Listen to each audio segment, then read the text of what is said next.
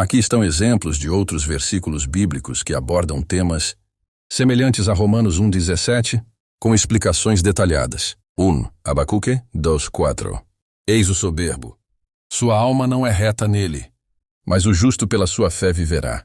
Explicação. Esse é o versículo que Paulo cita em Romanos 1,17. No contexto original, Abacuque está conversando com Deus sobre a injustiça em Judá e o julgamento iminente pelos babilônios. Deus responde ao profeta assegurando que, mesmo que a justiça divina pareça demorar, ela virá. Enquanto os arrogantes serão punidos, o justo viverá pela sua confiança em Deus.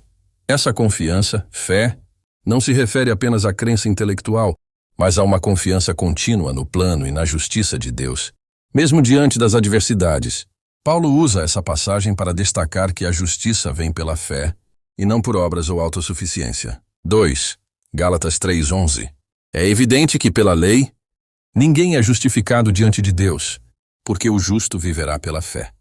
Explicação. Aqui Paulo enfatiza a impossibilidade de ser justificado diante de Deus, por meio da lei de Moisés. Ele cita novamente Abacuque 2,4, para reforçar que a justiça vem exclusivamente pela fé. A lei foi dada por Deus, mas nunca foi destinada a ser o meio de justificação. Em vez disso, a fé em Deus e, no contexto cristão, em Cristo, é o único caminho para a salvação. Através deste versículo, Paulo contrasta a ideia de obras da lei com a fé, mostrando que as obras humanas são insuficientes para garantir a justificação. 3. Hebreus 10,38. Mas o meu justo viverá pela fé. E se retroceder, nele não se compraz a minha alma. Explicação. Em Hebreus, o escritor cita Abacuque 2,4 mais uma vez, mas agora com uma aplicação diferente.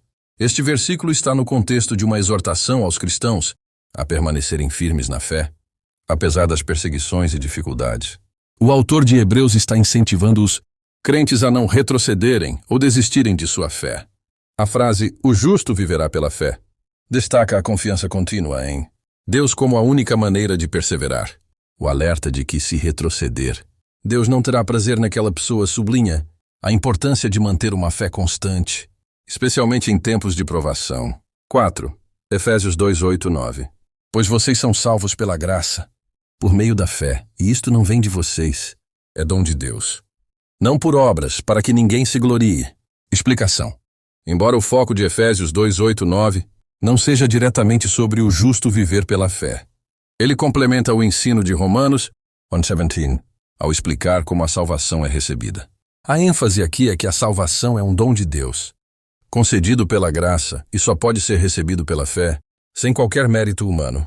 Isso reflete a ideia de que a justiça, ou justificação, é um presente de Deus, e não algo que pode ser alcançado por esforço próprio. Assim como em Romanos, Paulo destaca a insuficiência das obras para a salvação e a necessidade de fé em Cristo. 5. Filipenses 3:9. E ser encontrado nele, não tendo justiça própria que procede da lei, mas a que vem mediante a fé em Cristo, a justiça que procede de Deus e se baseia na fé. Explicação. Neste versículo, Paulo fala sobre seu desejo de ser encontrado em Cristo, tendo a justiça que vem da fé e não a que vem da obediência à lei.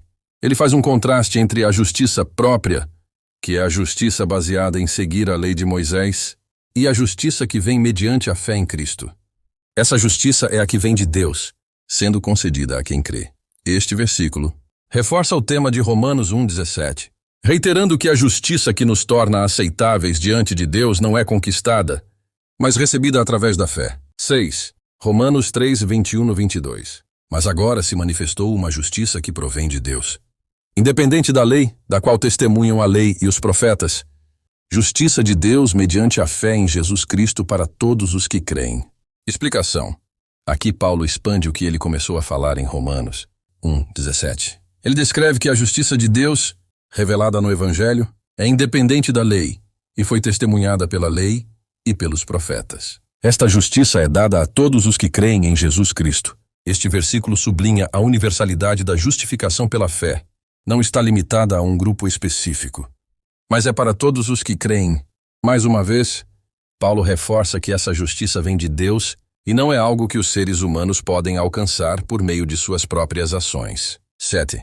Tito 3:5. Ele nos salvou não por obras de justiça praticadas por nós, mas segundo a sua misericórdia. Ele nos salvou mediante o lavar regenerador e renovador do Espírito Santo. Explicação. Em Tito, Paulo enfatiza que a salvação não vem por causa de boas obras ou atos de justiça feitos por nós, mas exclusivamente pela misericórdia de Deus. Ele nos salva por meio da regeneração, novo nascimento, e renovação pelo Espírito Santo. Este versículo ecoa a mensagem de Romanos 1, 2 e 7, em que a justificação e a salvação não dependem das nossas obras, mas da ação misericordiosa de Deus, a qual é acessada pela fé. Resumo dos temas centrais. Justificação pela fé. Em todos esses versículos, o tema principal é que a justiça que nos justifica diante de Deus é dada pela fé e não por obras humanas. Isso reflete a confiança que os crentes devem depositar em Deus e em sua obra, especialmente na obra redentora de Cristo. Fé contínua. Esses versículos ressaltam que a fé não é apenas o ponto de partida da vida cristã, mas o modo de viver de maneira contínua. O justo viverá pela fé. É uma declaração que se aplica tanto à salvação inicial quanto à vida cristã diária. A insuficiência das obras.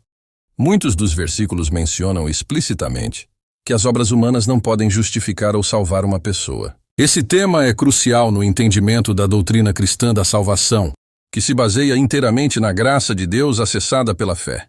Esses versículos juntos oferecem um panorama sólido da doutrina da justificação pela fé, como proclamada por Paulo e outros escritores do Novo Testamento, e reforçam a centralidade da fé na vida cristã.